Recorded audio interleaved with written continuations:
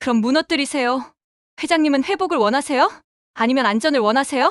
그건 회사를 무너뜨릴 수도 있습니다. 대기업 회장 윤태경. 2년 전 식중독 사건 이후 그는 미각과 후각을 잃었습니다. 아무것도 느낄 수 없는 삶을 사는 대기업 회장. 그런 그 앞에 한 여자가 나타났습니다. 진실을 밝히면 모든 것을 잃을 수도 있는 이야기. 이 영상 뒤에 어떤 이야기가 펼쳐질까요? 이 이야기가 궁금하시다면 구독과 좋아요 한 번씩 눌러주세요. 여러분의 작은 클릭이 큰 힘이 됩니다. 그러면 이제부터 이야기를 시작하겠습니다.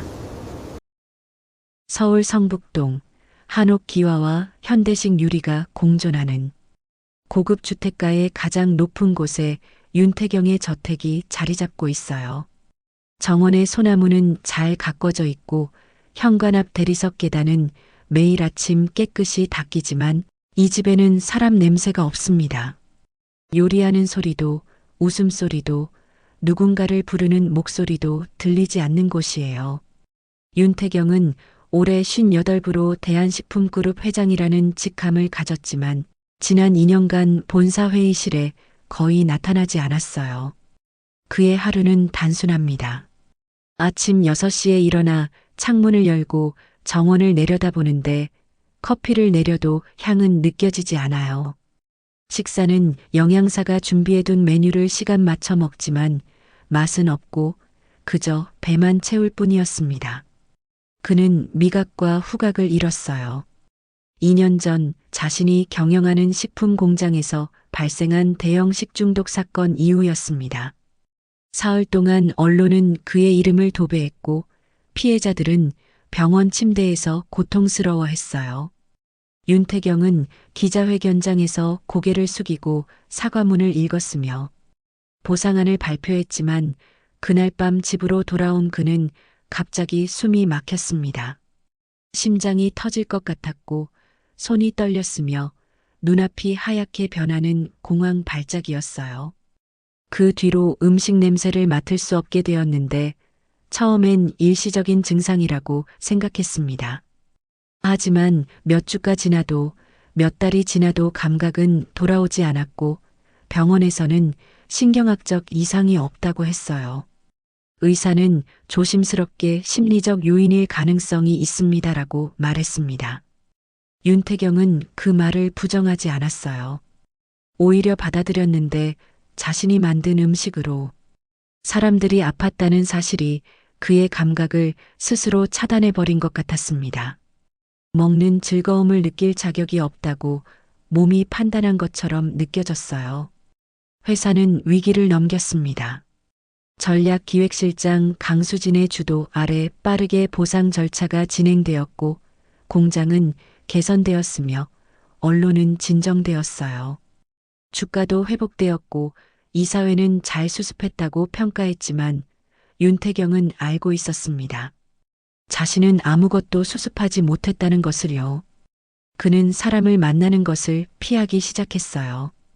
회의는 화상으로 참석했고 외부 일정은 모두 취소했으며 친구들의 연락에도 답하지 않았습니다. 가족은 애초에 없었어요. 이혼한 아내는 10년 전 미국으로 떠났고 자식은 없었으며 부모님은 이미 세상을 떠나셨습니다. 그렇게 그는 혼자가 되었어요. 넓은 집에서 아무 냄새도 맡지 못한 채 아무 맛도 느끼지 못한 채 살아가는 그를 사람들은 성공한 사업가로 기억했지만 윤태경은 스스로를 실패한 인간이라고 여겼습니다. 어느 날 저녁 그는 서재에 앉아 오래된 앨범을 꺼냈어요. 젊은 시절 사진들이 담겨 있었는데 공장을 처음 세웠을 때, 첫 제품이 출시되었을 때 직원들과 함께 웃고 있는 모습들이었습니다. 그때는 모든 것이 의미 있었고 좋은 음식을 만든다는 자부심이 있었어요. 하지만 지금은 달라요. 그는 창밖을 바라보는데 성북동 언덕 아래로 서울의 불빛이 반짝이고 있었습니다. 수많은 사람들이 저녁을 먹고 가족과 이야기를 나누고 내일을 준비하고 있을 텐데 윤태경은 그 세계와 단절되어 있었어요. 그날 밤 그는 또다시 공황 발작을 겪었습니다.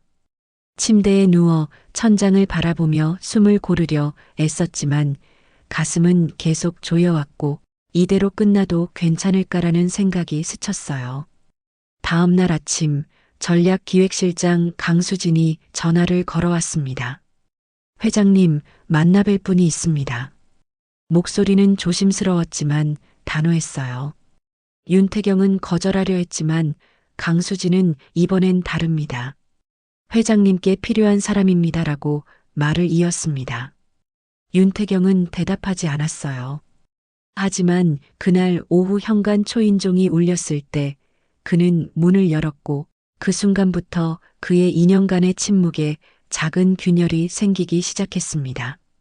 문을 연 윤태경 앞에 서 있는 사람은 예상과 달랐어요. 화려한 정장 차림의 컨설턴트도 의사 가운을 입은 전문의도 아니었습니다. 30대 중반으로 보이는 여자는 간소한 면 재킷에 청바지를 입고 있었고 손에는 작은 청가방 하나만 들려 있었어요. 안녕하세요. 서아린입니다. 그녀는 정중하게 인사했지만 과하게 낮추지는 않았어요. 윤태경은 잠시 망설이다 거실로 안내했고 강수진이 뒤따라 들어왔습니다. 회장님, 서아린 씨는 광진구에서 도시락 가게를 운영하고 계십니다. 후각 재활 분야에서도 경험이 있으시고요. 윤태경은 의아한 표정을 지으며 도시락 가게요? 라고 물었어요. 네, 작은 곳입니다. 유명한 셰프는 아니지만 회장님께 필요한 건 요리 실력이 아니라 다시 느끼는 방법이라고 들었습니다. 할인이 담담하게 대답했어요. 강수진이 끼어들었습니다. 서아린 씨는 교통사고로 후각을 잃었던 경험이 있어요. 3년에 걸쳐 회복했고 그 과정을 기록으로 남겼는데 제가 여러 경로를 통해 찾아낸 분입니다. 윤태경은 아무 말 없이 할인을 바라봤어요. 그녀의 눈빛은 차분했고 동정도 판단도 담겨 있지 않았으며 그저 조용히 기다리고 있을 뿐이었습니다. 제가 왜 당신을 만나야 하죠? 윤태경이 물었어요. 만나실 필요는 없습니다. 다만 느끼고 싶으시다면 제가 도울 수는 있어요. 할인이 말했습니다. 고쳐준다는 건 아니군요. 고칠 수 있다고 말하는 사람은 믿지 않으시는 게 좋아요. 할인은 청가방에서 작은 노트를 꺼내며 말을 이었습니다. 저도 처음엔 아무것도 느껴지지 않았어요. 의사들은 시간이 지나면 나을 거라고 했지만 1년이 지나도 변하지 않았고 그때 깨달았습니다. 감각은 저절로 돌아오는 게 아니라 다시 배워야 한다는 걸요. 윤태경은 처음으로 관심을 보이는 듯 했어요. 어떻게요? 후각 재훈련입니다. 매일 같은 냄새를 반복적으로 맡으면서 뇌가 그 신호를 다시 인식하도록 돕는 거예요. 레몬, 장미, 유칼립투스, 정향 처음엔 아무것도 안 느껴지지만 기록을 남기고 기다리고 계속하다 보면 어느 순간 희미하게 감각이 돌아옵니다. 그게 제게도 효과가 있을까요? 할인은 고개를 저었어요. 모르겠습니다. 회장님의 원인은 저와 다를 테니까요. 하지만 시도할 가치는 있다고 봐요. 강수진이 끼어들었습니다. 회장님, 일단 들어보시죠. 서아린 씨가 준비한 계획이 있습니다. 할인은 노트를 펼쳤어요. 하루에 4가지 냄새를 맡습니다. 아침, 점심, 저녁, 자기 전에 각각 30초씩 집중해서요. 레몬, 계피, 된장, 커피처럼 일상적인 것들로 시작하는데 기록을 남기는 게 중요해요. 느껴진 게 없어도 오늘도 아무것도 느껴지지 않았다고 적는 거예요. 그게 전부입니까? 공황 발작을 조절하는 호흡법도 병행해야 합니다. 감각을 되찾는 것도 중요하지만 그 과정에서 불안을 다루는 법을 배우는 게 더 중요할 수 있어요. 할인이 덧붙였습니다. 윤태경은 잠시 침묵하다가 물었어요. 대가는 무엇입니까? 피해자 모임 앞에서 직접 사과하세요. 거실의 공기가 얼어붙었고 강수진의 표정이 굳었습니다. 그건 이미 했습니다. 윤태경이 차갑게 말했어요. 기자회견은 사과가 아닙니다. 준비된 문장을 읽고 카메라 앞에서 고개 숙이는 건 형식일 뿐이에요. 제가 말하는 건 피해자들과 직접 마주 앉아서 그들의 이야기를 듣고 진심으로 사과하는 겁니다. 할인이 말했어요. 강수진이 끼어들었습니다. 서아린 씨, 그건 지나친 요구입니다. 회장님은 이미 충분하지 않았습니다. 윤태경이 강수진의 말을 끊으며 낮지만 단호한 목소리로 말했어요. 계속하세요. 할인은 눈을 마주쳤습니다. 그리고 당시 식품 사고의 구조적 원인을 투명하게 공개하세요. 어디서 잘못됐는지, 누가 책임져야 하는지 숨기지 말고 밝히는 겁니다. 그건 회사를 무너뜨릴 수도 있습니다. 그럼 무너뜨리세요. 회장님은 회복을 원하세요? 아니면 안전을 원하세요? 할인의 목소리는 여전히 차분했어요. 강수진이 자리에서 일어났습니다. 이건 아닙니다, 회장님. 이런 식으로 자해할 필요 없어요. 다른 전문가를 찾아보시죠. 하지만 윤태경은 움직이지 않았고 계속 할인을 바라보고 있었어요. 왜 그런 조건을 거는 겁니까?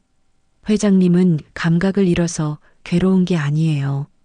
죄책감에 갇혀 있어서 괴로운 겁니다. 감각을 되찾는다고 해서 그 죄책감이 사라지지 않아요. 오히려 더 선명해질 거예요. 그러니 먼저 해결해야 합니다. 도망치지 말고 마주하고 책임지는 거예요. 할인이 말했습니다. 윤태경은 길게 숨을 내쉬었어요. 가슴이 다시 조여오는 느낌이었지만 이번엔 달랐습니다. 공황이 아니라 무언가를 직면하는 고통이었어요. 생각할 시간을 주십시오. 3일 드리겠습니다. 그때까지 연락 없으시면 다시는 찾아뵙지 않겠어요. 할인이 명함을 테이블에 올려놓으며 말했습니다. 할인은 자리에서 일어나 정중하게 인사하고 나갔고 강수진이 따라 나가려다 윤태경을 돌아봤어요. 회장님, 저 사람 말 들으시면 안 됩니다. 쓸데없이 과거를 들춰내는 건 나가보세요. 윤태경이 말했습니다. 강수진은 더 이상 말하지 않고 나갔어요. 혼자 남은 윤태경은 창밖을 바라봤는데 정원의 소나무가 바람에 흔들리고 있었습니다. 그는 명함을 집어들었어요. 서아린 할인 도시락이라는 간단한 글씨만 적혀 있었습니다. 그날 밤 그는 오래된 보고서를 다시 꺼냈어요. 사건 당시 작성된 내부 문서들을 읽고 또 읽으면서 비로소 깨달았습니다. 자신이 두려워했던 건 감각을 잃는 것이 아니라 감각을 되찾는 것이었다는 거요. 느끼지 못하는 동안은 도망칠 수 있었지만 다시 느끼게 되면 모든 것을 마주해야 했습니다. 윤태경은 핸드폰을 들고 할인에게 문자를 보냈어요. 내일 시작하겠습니다. 훈련은 생각보다 지루했어요. 할인은 매일 아침 8시에 윤태경의 집을 찾아왔는데 작은 나무 상자를 들고 와서 그 안에서 유리병 4개를 꺼내 놓았습니다. 레몬, 계피, 된장, 커피였어요. 오늘도 같은 걸 맡으시면 됩니다. 30초씩 천천히요. 윤태경은 첫 번째 병을 들어 코에 가까이 댔지만 아무것도 느껴지지 않았고 두 번째도 세 번째도 마찬가지였어요. 할인은 옆에서 타이머를 보며 기록했습니다. 느껴지는 게 있으세요? 없습니다. 괜찮아요. 오늘도 그렇게 적겠습니다. 일주일이 지났지만 변화는 없었어요. 윤태경은 매일 아침 같은 병들을 맡았고 매일 같은 대답을 했는데 할인은 실망하지 않고 그저 차분하게 기록을 이어갔습니다. 이게 의미가 있습니까? 윤태경이 물었어요. 모르겠어요. 하지만 안 하는 것보단 나아요. 할인이 솔직하게 답했습니다. 훈련과 함께 호흡법도 배웠어요. 하리는 공황 발작이 올 때 쓸 수 있는 간단한 방법을 가르쳐 줬는데 4박자로 숨을 들이마시고 7박자 참았다가 8박자로 내쉬는 것이었습니다. 처음엔 힘들 거예요. 발작이 오면 숨 쉬는 것조차 불가능하게 느껴지니까요. 하지만 반복하다 보면 몸이 기억해요. 어느 날 밤 윤태경은 또다시 공황 발작을 겪었어요.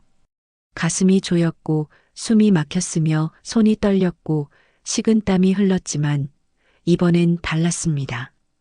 그는 할인이 가르쳐준 대로 천천히 숨을 세기 시작했어요. 하나, 둘, 셋, 넷 들이마시고 참고 내쉬었습니다. 10분쯤 지나자 심장 박동이 조금씩 느려졌고 손 떨림이 멈췄어요. 윤태경은 침대에 기대앉아 천장을 바라봤는데 처음으로 스스로 진정하는데 성공한 것이었습니다. 다음 날 아침 그는 할인에게 그 이야기를 했어요. 어젯밤에 혼자 해냈습니다. 할인은 미소 지으며 말했습니다. 잘하셨어요.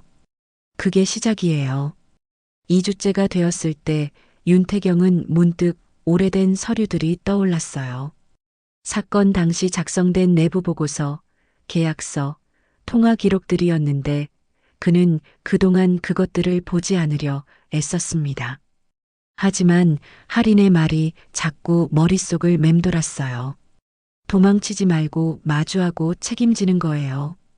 어느 날 밤 그는 서재에서 오래된 파일 박스를 꺼냈어요. 먼지가 쌓여 있었는데 천천히 서류들을 펼쳐 사건 경위서, 원료 납품, 계약서, 품질 검사 보고서를 하나씩 읽어 내려가다가 이상한 점을 발견했습니다. 원료 납품 업체가 사건 발생 한 달 전에 바뀌어 있었어요. 기존 업체는 10년간 거래해온 곳이었는데 갑자기 새로운 업체로 교체된 것이었고 윤태경은 그 사실을 몰랐습니다. 당시 전략기획실에서 처리한 일이었기 때문이에요. 그는 계약서를 자세히 들여다봤어요. 서명란에는 강수진의 이름이 있었고 승인란에는 자신의 도장이 찍혀 있었지만 그는 그 계약서를 본 기억이 없었습니다. 윤태경은 비서실장 백원철에게 전화를 걸었어요. 백 실장, 지금 집으로 올 수 있습니까? 1시간 후 백원철이 도착했는데 서류를 보자마자 표정이 굳었습니다. 회장님, 이건 당신도 알고 있었습니까? 백원철은 한참을 말없이 서 있다가 천천히 입을 열었어요. 회장님을 지키고 싶었습니다. 무슨 말입니까? 강 실장이 납품업체를 바꾼 건 비용 절감 때문이었어요. 신규 업체가 30% 저렴한 가격을 제시했고 강 실장은 그걸 승인했습니다. 회장님께는 나중에 보고하려 했다고 했어요. 품질 검사는요? 형식적으로 진행됐습니다. 강 실장이 검사 기준을 완화했어요. 빠른 납품을 위해서였다고요. 백원철의 목소리가 떨렸습니다. 윤태경은 의자에 주저앉았어요. 머릿속이 복잡했습니다. 그럼 사고는 회장님 책임이 아니었습니다. 하지만 강 실장은 모든 걸 덮었어요. 회장님을 보호한다는 명목으로요.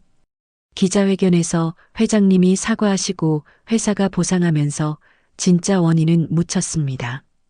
백원철이 말했어요. 왜 지금까지 말하지 않았습니까? 백원철은 고개를 숙였어요. 비겁했습니다. 회사를 지키는 게 맞다고 생각했어요. 하지만 그는 주머니에서 작은 USB를 꺼냈습니다. 이 안에 모든 게 담겨 있어요. 통화 기록, 이메일, 강 실장과 신규 업체 간의 계약 내역 회장님께서 원하신다면 이걸 공개하셔도 됩니다. 윤태경은 USB를 받아들었는데 손이 떨렸어요. 이걸 공개하면 회사는 어떻게 됩니까? 무너질 겁니다. 강 실장은 해임될 거고 주가는 폭락할 거고 소송이 이어질 거예요. 하지만 그게 맞는 길입니다. 백원철이 담담하게 말했습니다. 100원철이 나간 뒤 윤태경은 혼자 서재에 남았어요. USB를 손에 쥔 채 창밖을 바라봤는데 서울의 불빛들이 반짝이고 있었습니다. 그는 지난 2년간 짊어졌던 죄책감이 무엇이었는지 깨달았어요. 그것은 자신의 잘못만이 아니라 조작된 침묵, 은폐된 진실, 그리고 그 위에 세워진 거짓된 안정이었습니다.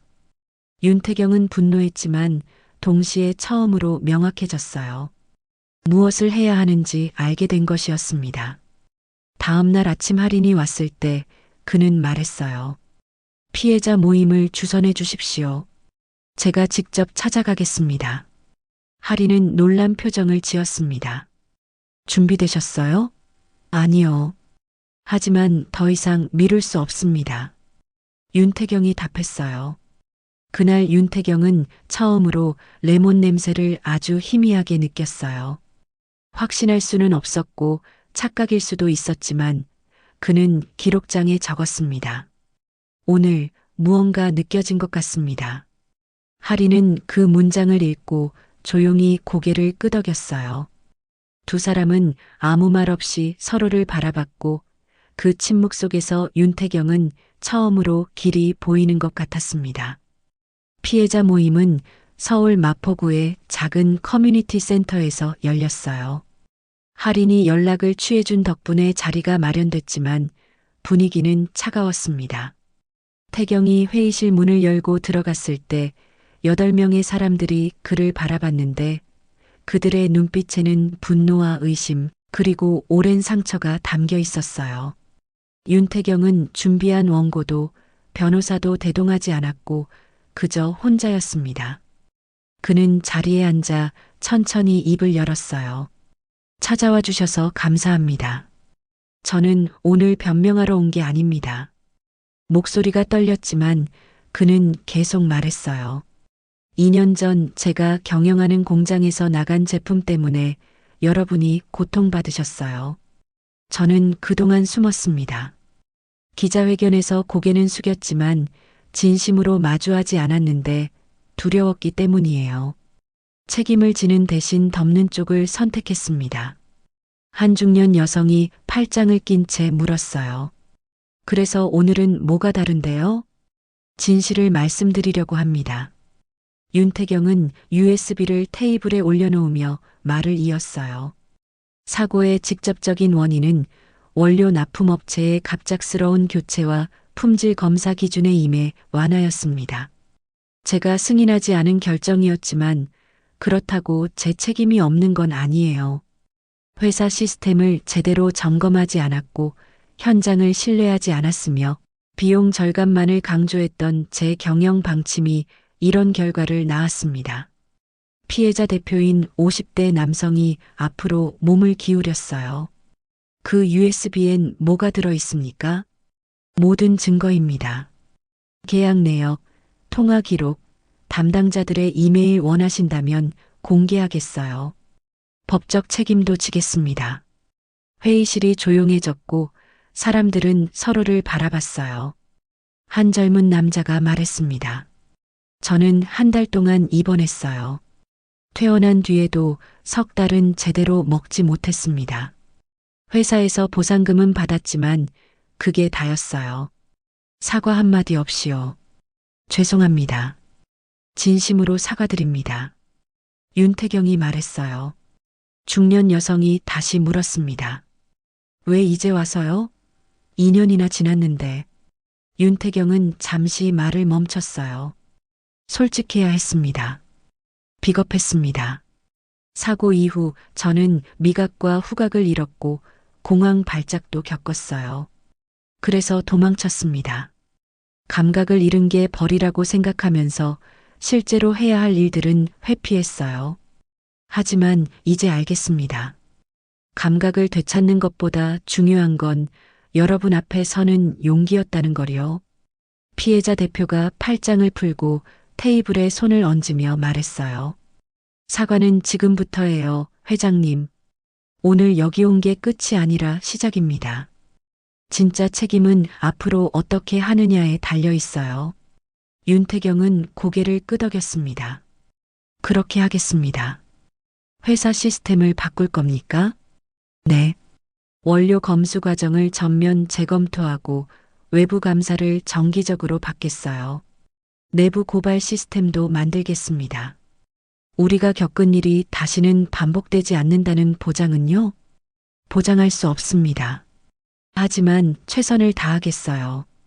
그리고 과정을 투명하게 공개하겠습니다. 윤태경이 솔직하게 답했어요. 회의는 2시간 넘게 이어졌어요. 사람들은 질문했고 윤태경은 답했는데 때로는 대답할 수 없는 것도 있었고 때로는 침묵이 흘렀지만 그 시간 동안 무언가 조금씩 풀려가고 있었습니다. 회의가 끝난 뒤 피해자 대표가 윤태경에게 다가왔어요. 용서는 쉽게 나오지 않을 겁니다.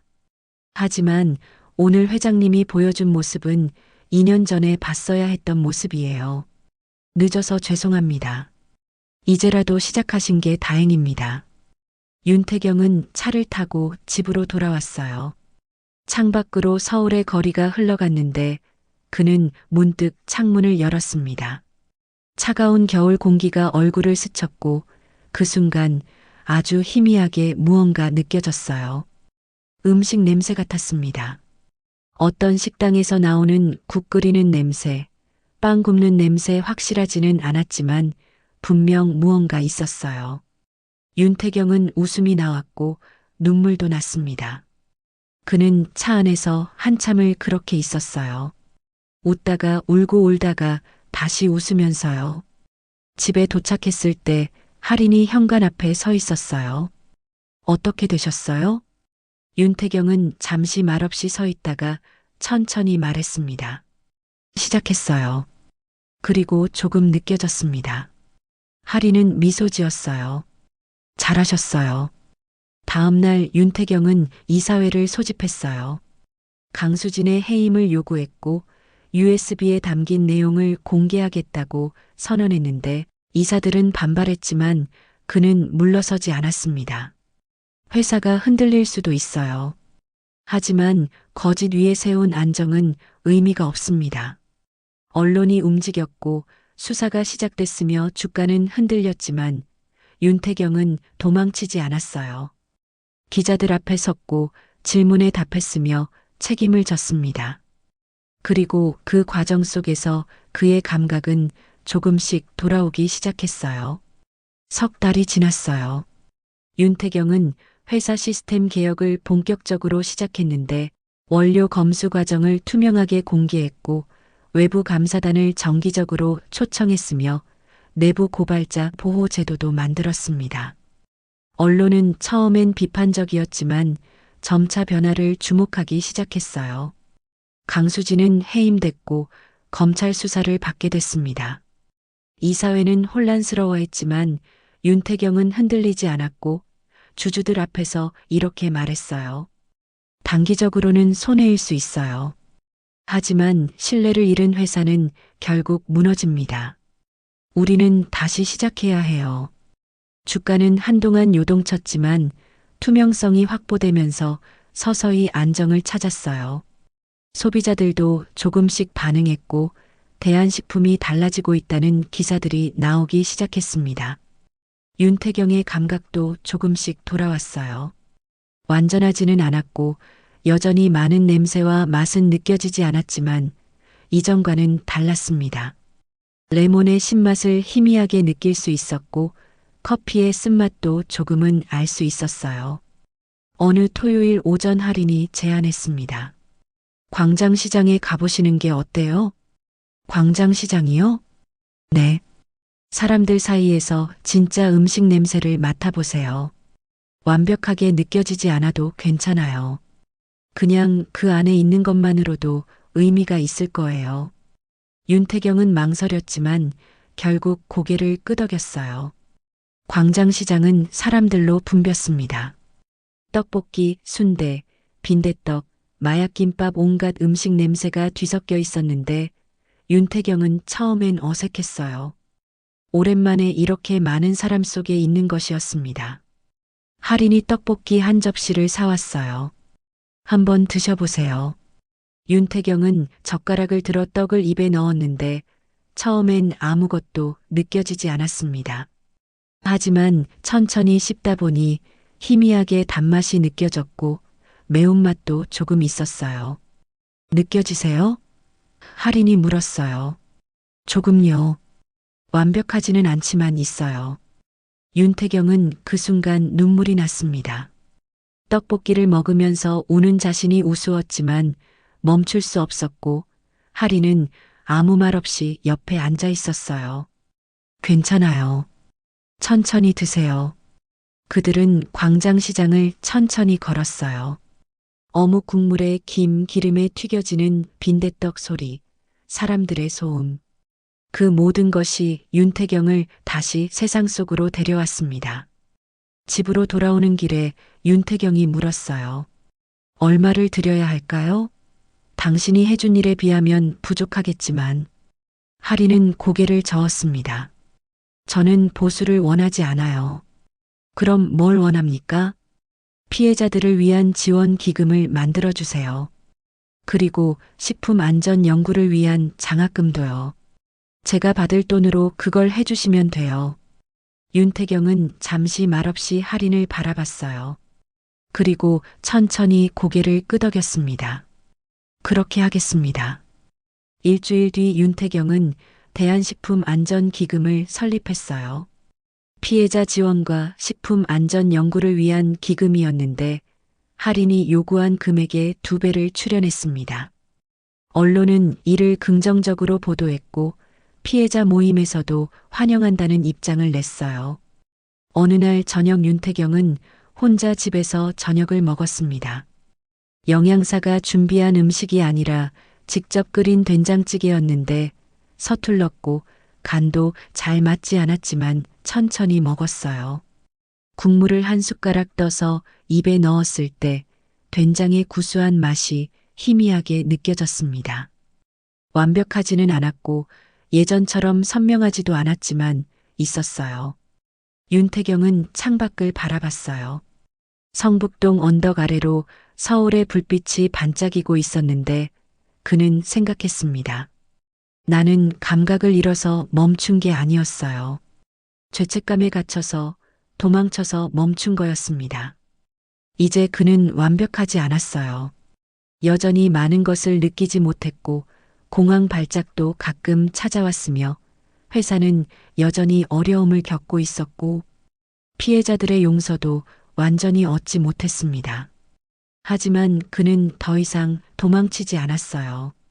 매일 아침 일어나 창문을 열고 공기를 들이마셨으며 후각 훈련을 계속했고 사람들을 만났으며 회사를 투명하게 운영했습니다. 할인은 여전히 일주일에 2번씩 찾아왔어요. 훈련을 돕기도 하고 그냥 차를 마시며 이야기를 나누기도 했는데 어느 날 할인이 물었습니다. 요즘은 어떠세요? 살아가고 있어요. 완벽하지 않지만 도망치지 않으면서요. 윤태경이 답했습니다. 할인은 미소 지었어요. 그게 진짜 회복이에요. 윤태경은 고개를 끄덕이고 창밖을 바라보며 생각했어요.